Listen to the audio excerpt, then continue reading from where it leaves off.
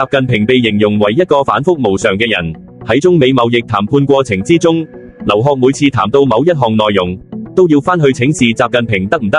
習近平話可以，先再同美國繼續談。談咗差唔多1個月之後，美方將文件整理好交俾中方，劉鶴拎住方案俾習近平簽字，但習近平又唔肯簽，話係喪權辱國。劉鶴冇辦法，只好將之前答應過嘅條件全部改返。美國代表收到文件一睇，發現完全變晒，即刻反面，趕緊返去同川普講。之後川普向大陸施壓，對1500億美元商品加徵關稅。習近平回應話：你有1500億，我冇咩？我都加1500億關稅。